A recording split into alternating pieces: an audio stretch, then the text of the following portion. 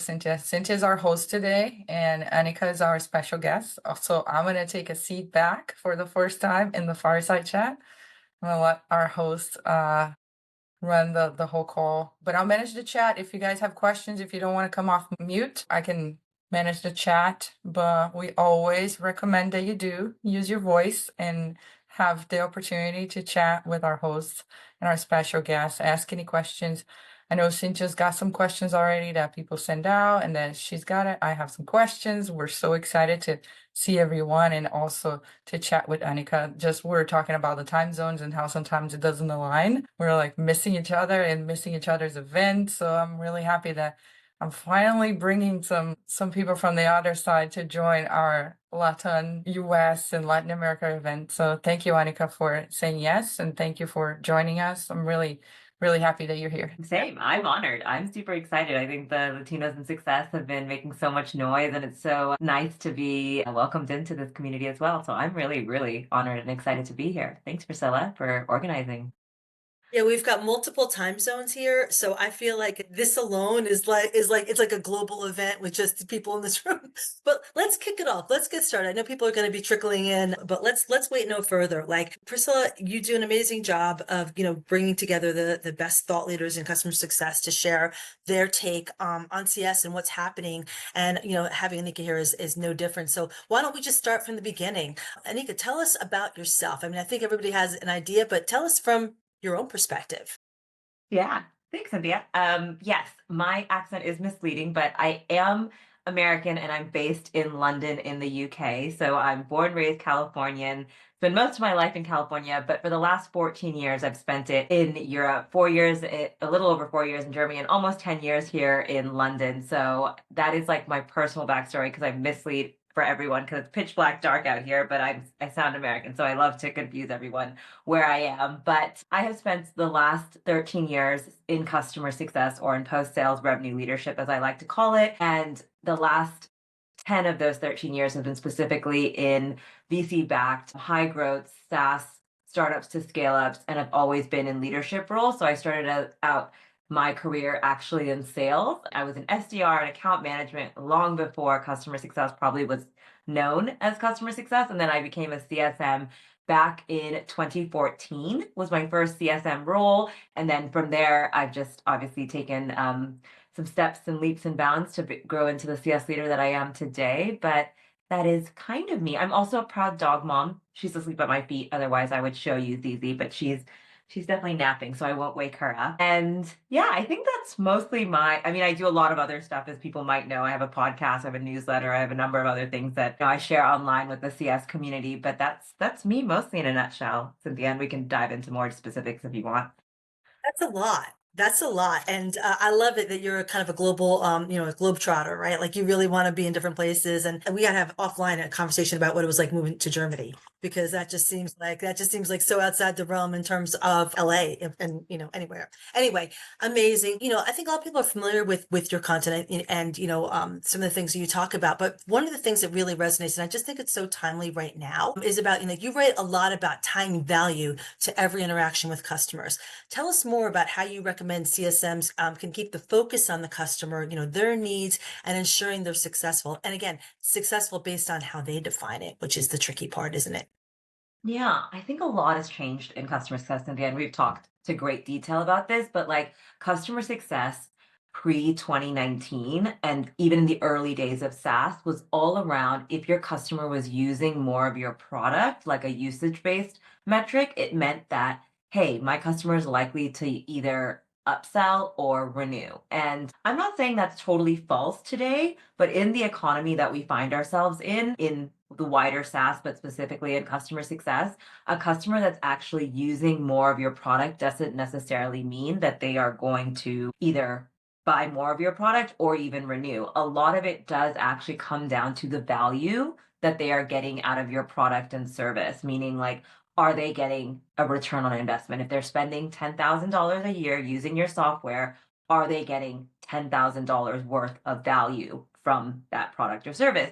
And I think the big shift that's happening in customer success and has happened for a while, but I think again, right now we're in this like economic pressure of really delivering on certain metrics that customer success is now being really closely tied to revenue metrics, whether it's NRR, GRR, you name it. And the struggle, or I think that the hard thing that CSMs or any CS pro is really trying to define is, how am I showing value to my customers in every interaction? Because before it used to be, if you're using my product, you are getting value. But that is no longer like the two things that tie value together. A lot of it comes down to that ROI piece that I was just talking about, which is, are you getting a return on investment based on the value you're seeing from our product and software? And I think that that's like the big shift and change that's happening.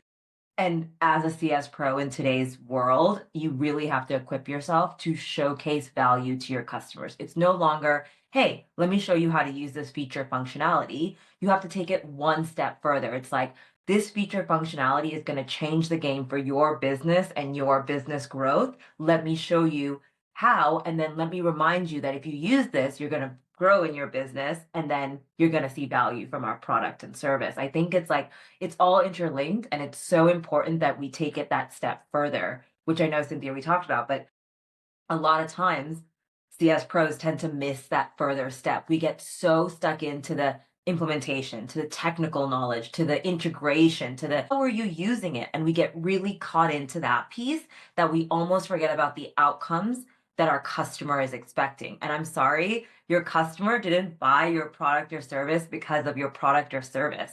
They had a business need. They had a business reason, like either I'm trying to grow my business, I'm trying to make my business more operationally efficient, I'm trying to make my business more lean, mean, whatever it is. They had a business goal to serve with your product, and you have to remember that as a CSM, and you have to translate that value back to them with their product or service. I'm going to stop because I could go on forever, but I That think was that's the big missing piece. No, that was awesome. And there's so much to unpack. I'm just kept shaking my head of because I agree with you 100%.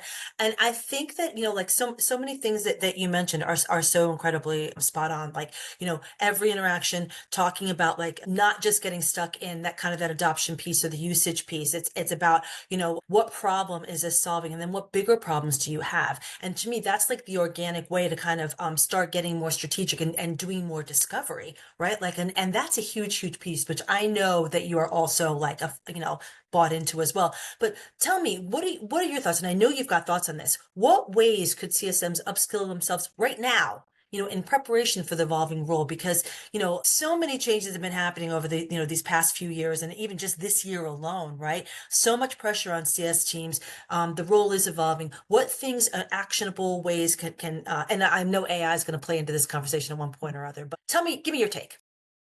Yeah, I'm gonna say yes, AI. Of course, everyone like AI can be your personal assistant, but let's put that to the side. There's so many other things you can do outside of AI, and I think a lot of upskilling comes from like some of the soft skills or some of the abilities to be strategic, as we call it. And I think a lot of the ways that you can upskill yourself is actually working with other parts of the business.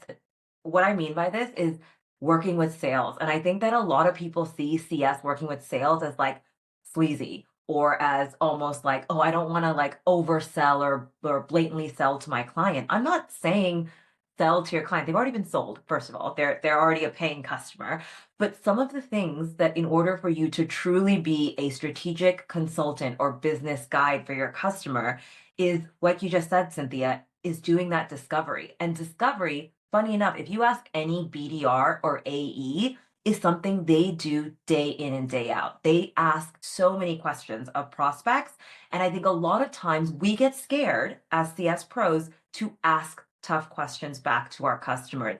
Because you know why? We are naturally people pleasers. We want to be there to help. We want to be like, yes, I have the answer. You have a question? Let me answer. That is almost like our default mentality, our default way of working. And like, there's nothing wrong with that. But what I'm saying is, develop your skills a step further and ask a question back. If your customer is saying, hey, we absolutely need to have this feature because it's business critical to us, and you're not developing it for us, it's going to cause all this problem. Instead of saying, customer, don't worry, I'm going to go talk to my product team and I'm going to get this prioritized for you. Ask the why. Ask, why is it so important to your business? What is your business's number one goal this year? Like, start to ask those questions and do that discovery work so you're able to really understand the problem, because maybe there is another way. to solve the problem other than a feature. But also, when you start to ask those discovery questions, you start to become more aware of what their outcome is and what outcome they're trying to achieve with your product, because that's changing all the time. I think another thing we assume is whatever they bought us for is the reason a year or 2 years later a customer is still using us. And that's not the case. I mean, think about how many times your company is changing quarterly KPIs or yearly goals. Your customer has different KPIs and goals every quarter, maybe even every month, depending on how crazy the year is going. But you need to know these things in order to deliver value to them. And if you're not asking those discovery questions, and if you're not able to really understand the outcome that they're achieving, like, I think that there's so many soft skills that we can learn from sales. And then the other team I'm going to really quickly mention is marketing. Like, do you know how hard it is to grab people's attention in 2024? Like, I'm a busy customer success leader and I have an inbox that I try to clear, but if you don't give me a reason to open that email, or if you don't give me a reason to come to a QBR, like, I'm just a busy person, and you need to really capture your customers' attention, and you are fighting hundreds of other vendors, internal people, external people, and I like to work with my marketing team to come up with good reasons a customer is going to open an email or a customer is going to come to a QBR. Like, I think the other, again, skill that we can develop is stop being the hero complex in customer success, because we think we can do all the things, whether it's creating a catchy email, creating a webinar, creating all this stuff. Like, a marketing team is there to help you as well. So, like, again, lean into skills in sales, lean into skills in marketing. I think there's so much more you could be doing to up level yourself that's outside of AI. I wanted to give another answer other than AI, Cynthia. I hope that was good. I'm like, AI is good. Let's just get the 800-pound elephant out of the room. Like, okay, AI, like, use it. It should be used every day, but I'm done talking about that. 100%. But I just love what you said on so many levels. Because I do think discovery training is probably one of the things that CSMs don't get. And I think you're absolutely right. It's like wanting to always be the helper, the hero. Let me go solve the problem for you. But really, when a customer says something either negative or even positive, right? Like, I love your solution. Great. Why? Tell me, get that specificity, right? Discovery, and then, or listen, like you were saying, your example is perfect. Like, if you don't get this feature, it's going to be a big problem for us. Why? Don't, because your first inclination is to just be like, let me get off the phone now and get my product guy and then on a call, right? You know what I mean? So dig into that so that you can really understand. And also too, like, I feel that, like, asking these questions, if you're not asking, you're not really developing like a strong relationship with the customer, because you're not understanding exactly what you said, how their business is changing. And in certain instances, maybe there's ways you can help them leverage, related tools or other things that or even not even as, part of your company, like another tool that they can utilize outside of your company to help them solve bigger problems. And that's when they really start to see credibility in you. So much. 100%. And then also too, like, with that collaboration with internal partners, it's like one of my biggest pet peeves. I've worked at startups and I've worked at Fortune 500s.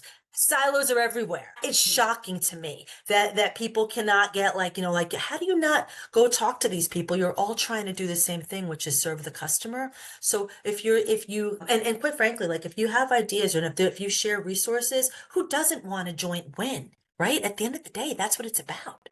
Exactly. Like, everyone is trying to serve the customer. You said it so perfectly, Cynthia. Like, everyone in the business, product is building something for a customer. Like, marketing is trying to get more customers. Everyone is trying to work for the customer. And it's like, stop trying to do it all yourself, is what I'm trying to say too. Is like, we definitely have the I'm a helper mentality, and I'm also the hero to find all the answers for you. And I hope that those skills get washed away in 2025 and we realize that, like, there is so much more to us being business consultants and being able to really have that, again, strategic relationship with your customers. Because if you dig a little bit deeper and you ask the right questions, your customer is going to be like, wow, Cynthia actually gets it. She really knows my business. And that's because she's really genuinely interested in knowing more than surface level of how this product is working for, XYZ reasons. She's really trying to understand, okay, we're trying to grow as a business and be operational efficient. And she's telling me about every feature on the sun, or,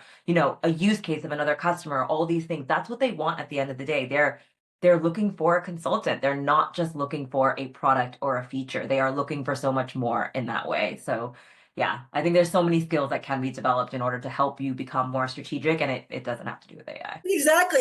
And the problem is like you don't want to like with AI or anything else. There's a lot of efficiency tools now that CSMs use and others use in tech, and you don't want to lean so heavily on the tools where you've gotten away from like I inputted this and then the tool told me to do XYZ and then I went to sit. No, you don't want to disconnect, right? And I think curiosity is kind of at the source of that, where you can Yeah. kind of right. It's so simple. Now I know also you're a big proponent of CS owning commercials, which I personally agree with. Why do you feel it's important, and how can CSMs make themselves more comfortable having commercial conversations? And I mean, I think we've sort of touched on a couple of things, but what's your take on this? Yeah, I've always had a commercial target, by the way. My whole 10 years of being in leadership, I've always had it. It wasn't purposeful in the beginning, but now I would never take a role if I didn't actually own a commercial component part of it. Because as you've highlighted, the issue is that when CS doesn't own some sort of commercial aspect, you are disposable, to be quite frank, because you know why? You become a cost instead of a profit to a business. And I think if you get down to the basics, every business is trying to make money. And if you are costing a business money and not making a business money, you're just not that important. Sorry, like that's really frankly like the honest truth. And like I think the harsh reality is if you're not owning some part of revenue. Now it doesn't have to be everything, because I've owned everything again post sales, but if you're not owning churn reduction, or if you're not owning upsells, or if you're not owning renewals, or if you're not owning time to value, it has to be something, because you have to be tied to revenue to be seen as business critical as well. And like I said, every business looks at their bottom dollar. And if you are costing the business money rather than making it, the business is not going to see it. And the reason why I'm so passionate about this is it's easier to justify the cost of customer success if you do own a revenue or commercial target as well. So I've always personally owned net revenue retention as the North Star metric that my teams have been responsible for. So we've been responsible for making sure churn is maintained at a certain level, but we're also directly responsible for upsells and renewals. So we continue to have over 100% net revenue retention. And I think that's probably the easiest metric to own, but I know that a lot of companies out there don't necessarily have that framework, and that's fine. And I have a lot of CSMs that I've worked with that said like, but hey, my company's just not set up this way. Cool, find other revenue targets, time to first value, time to revenue. Maybe it's renewal rate as well, by the way. Maybe you're not directly responsible for the upsell, but are you responsible to make sure customers are renewing year after year? That means you own 1, 2 million, maybe 3 million in revenue, because that's your book of business. You've got to make the math make sense. And I think as someone who hates math, by the way, like I sucked at math as a child, like looking back at it, I barely made it through calculus. I'm just thinking like it's so important to make sure your work is tied to revenue in some way. So making the math make sense for your CFO that listen, customer success is a revenue driver and not costing us something. So that's my big like passionate thing is like I've just seen, sadly, so many teams lose so many customer success managers over the last few years due to layoffs and due to people not seeing the value in customer success. A lot of that is because customer success was tied to experience or happiness or customer David, outcomes. But even customer outcomes, by the way, that's not tangible. How do you tie an outcome to a revenue target? Because that is what's tangible to your customer and to your company as well. So yeah, that's my big take on like revenue and making sure you own some sort of like commercial number. yeah, it's so well put, Anika, because I think, revenue is what senior leadership understands. They understand that the best, right? They want their customers in theory to be happy, like they want them to keep renewing. But if you come in and say, I have, they're interacting a lot with, like a lot of my whole team's interacting at whatever, 90% or whatever. So what? You know what I mean? That's what the leaders are thinking in their head. And so like I agree with you. Like if there's some way you can tie yourself to revenue, you need to be doing that. And quite frankly, you should be thinking about measuring and trying to quantify even all the things you talked about that you just said. Like Exactly. You've got to measure and show the value of all the things. I remember coming into a company before, I won't say which name, but like they were counting the number of QBRs the CSMs were doing. And then they were counting like the number of onboarding calls or like renewal calls. I'm like, that's great. You're counting the activity, but what is the output of that activity? Was it 90% renewal equaled 9 calls or something? Great. Like tie it back to something. And like you just said, Cynthia, it has to be tied back in some way. Some way. You have to like get, and it's, that's, and let's face it, that's not good enough. And if you as a leader don't, or, and even as a CSM, if the leader doesn't understand like revenue and how to, then you better go out and reach out in your network and figure it out and start implementing something. And as a CSM, you need to be embracing as well. Understand the speak. So then you can really have like better relationships with sales and other teams, because you're just going to be looked at as more as like a real pro, like a pro. But I can it's talk about. also for any aspiring leaders, I would say know your numbers. That was the biggest tip I was given in my first leadership role, because you need to know your NRR or your GRR numbers, because at any given moment you could be asked it. And I've tripped up. I made a mistake where I didn't know it and I was in a executive meeting and then I was like fumbling around like trying to look for the latest number and didn't look good on my part. But again, if you want to really have the seat at the table and be a true business leader, you do need to know your number, and it needs to be tied to revenue in some case. Because like, even by the way, engineering and product, they are tied to revenue because they are tied to sprints and delivering a product, and that product is going to have a sales target to it. So like, every leader that I have at an executive table owns a number that is growing the business. So if you want to be like, again, an executive leader in CS, you do need to know your numbers and own it as well. Yeah, amazing, amazing. And now I just saw that Nico had a question in the chat. How to promote upgrades and other means of increasing revenue when your base does not grow organically. That's so tough when you have a defined book of business. How do you find those upsell, opportunities? And he also wrote, do you have any tips to provoke or promote this growth in addition to taking care of the customers so that they can see that the business is growing and thus the value of paying more? Like, what are your thoughts? Because that's a legitimate question. Yeah. Nico, can you please clarify? Because I'm not sure I fully understand like how to promote upgrades when other means of Like increasing revenue. upsells.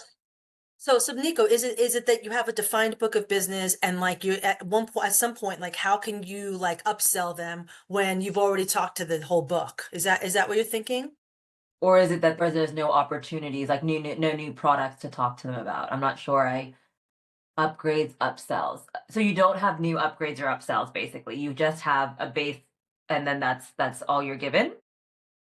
No, I think he's saying that. Go ahead, Nico. Oh, sorry, I don't speak English very well. I'm trying to listening and understanding you. Los Cintia, mi dificultad es la siguiente. Tengo una base que es limitada, entran pocos clientes y esta base difícilmente de forma orgánica hace upgrades y hace upsells y no o sea, naturalmente yo no tengo la habilidad fácil de venderles un upgrade o un upsell. El desafío que tengo para el próximo año es entender cómo provocar ese tipo de crecimiento. Capaz que Anika con su experiencia, algún conocimiento de dónde agarrarnos para poder provocarlo. Y también parte del problema es que no tienes más productos. Sí, o sea, tenemos una limitación de productos, pero especialmente poder aumentar el uso del propio producto que ellos ya tienen. Okay. So he's saying basically like there's like a defined customer base, right, within the book of business. And so he's hardly getting customers coming in, and there's like limited opportunities with what they have. They have some other products, but not really. So he's trying to understand for next year, like, well, how can I look at my book of business and upsell them? I mean, that's a tough one. Is it, and sorry, Nico, one more question. Is your book of business, like, is your product more seats? Is that the upsell that you have to do? Or is it more feature, like, is it usage based or is it like seat based pricing that it's the upsell? Eh, Okay. So he's saying that like his clients can buy like it's contacts. So like he can buy like 50,000 contacts, and then so it's basically a consumption model. Is it use consumption? Awesome. And then Awesome. Okay. I mean, I think it's very possible, Nico, now that I understand. Sorry, it took me a minute. But I think that the thing here is that showing value to your customers is what's probably going to lead to your increase in usage. So I think if let's just take a very simple example, if you have 100 contacts from what I heard, and they are using 80 and their goal is like, okay, if we use your service for contacts or whatever, like we will have either more efficiency or save money in our business. What you have to just show them is like, listen, using 100 with us, you've already saved this much money or you've become more efficient, and just starting to show that in every call or interaction you have with them. And then at one point, show them in a call, by using all of this stuff that you've used with us, you've been able to save money or you've been able to do this. Because then what happens is they're like, amazing, we did it with 80 contacts. Maybe now we should do 200, or maybe now we should do 300. But I think the issue here is that you've got to show the value of what they're using right now. So if they're only using one part, let's say 100, again, easy number, you have to show the value of what they're getting out of 100. And then you have to do the step further of saying, well, great, you've done 100 and that made you $80 maybe or whatever. Imagine if you did 800.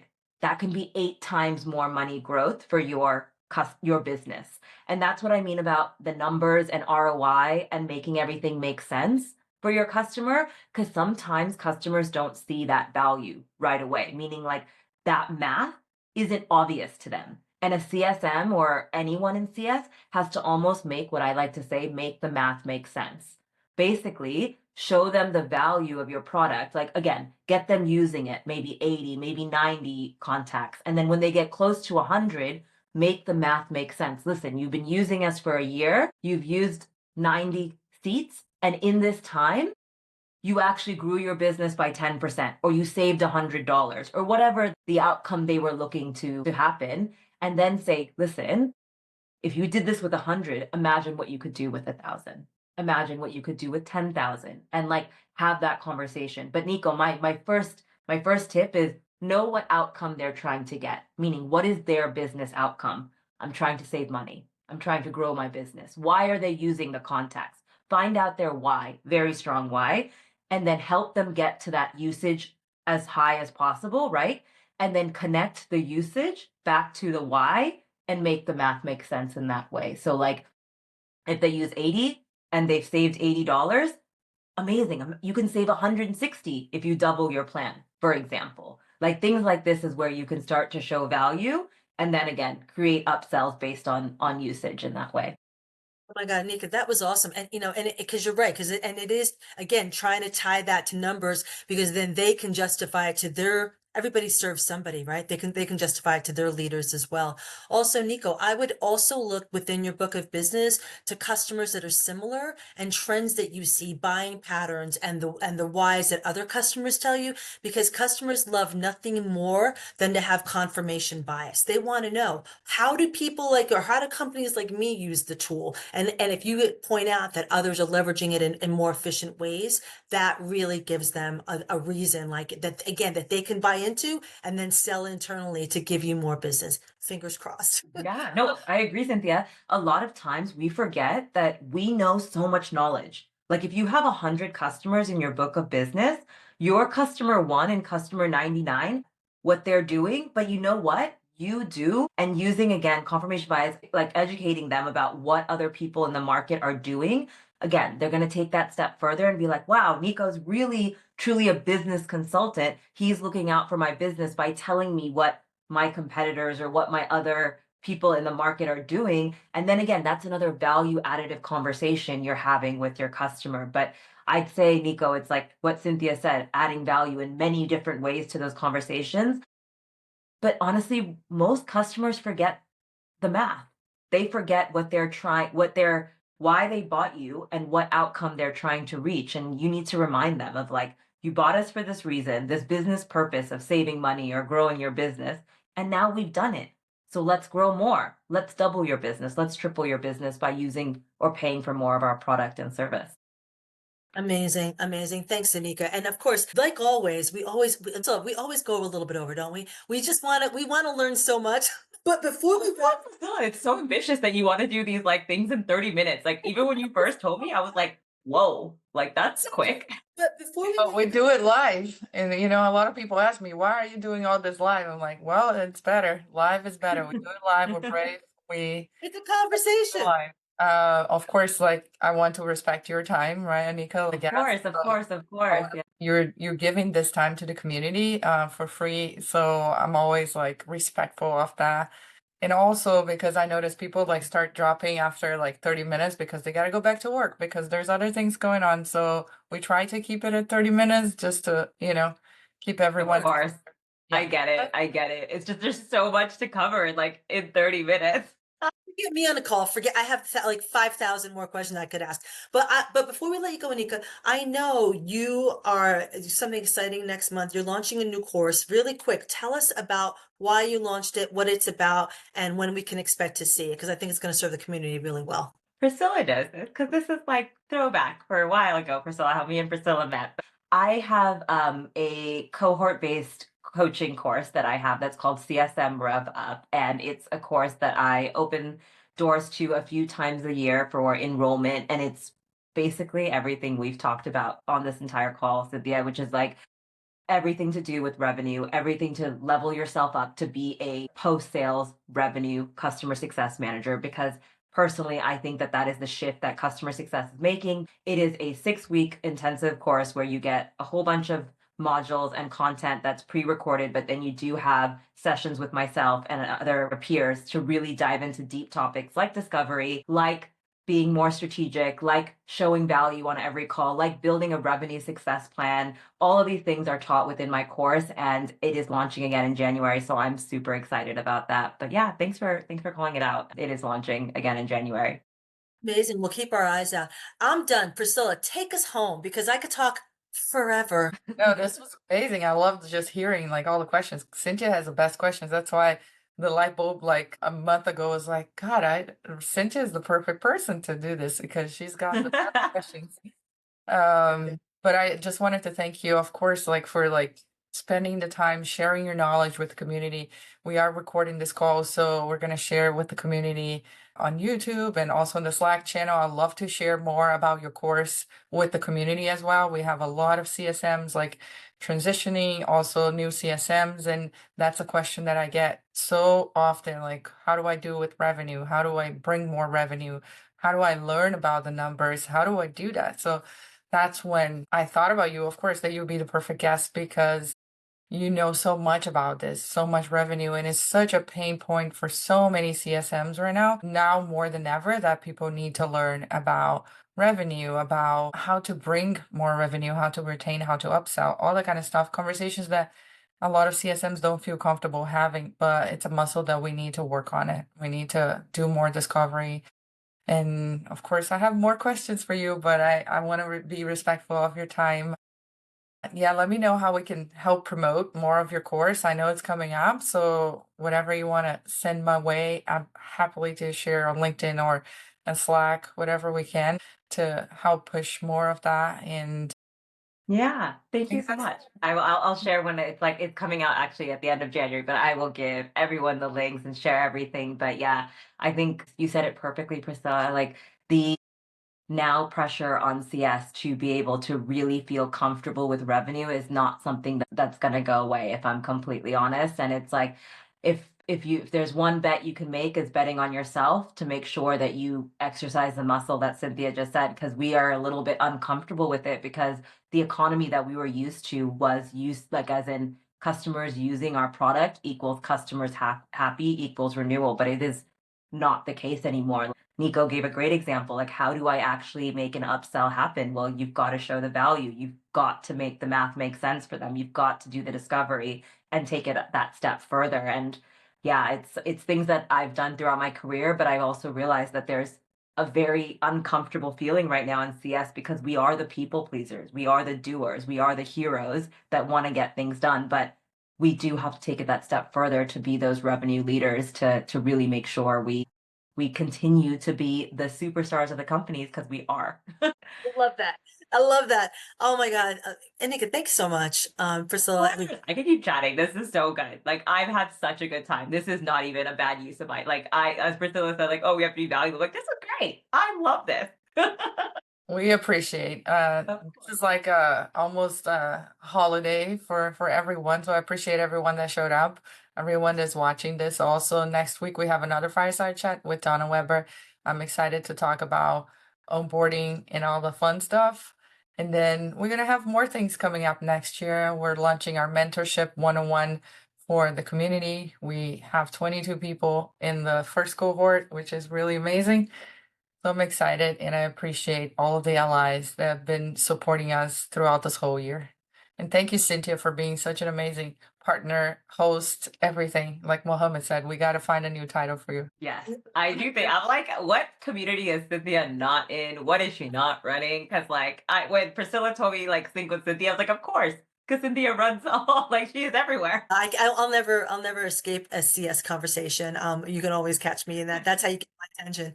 But no, it's just such a pleasure, such a pleasure. And yeah, in December, everybody's so busy this month. Thanks everybody for taking the time to kind of dig in with us. I think it's critical for us, and I think we're all hopefully all have a strong January. Yes, and take Anika's course because that's going to set you up for success in 2025. That's Priscilla. Thanks all. Thanks everybody. Have a good rest of your day. Have a good evening too, Anika. I know it's like late for Bye. you. Yeah, it's all right. Bye all. Bye guys.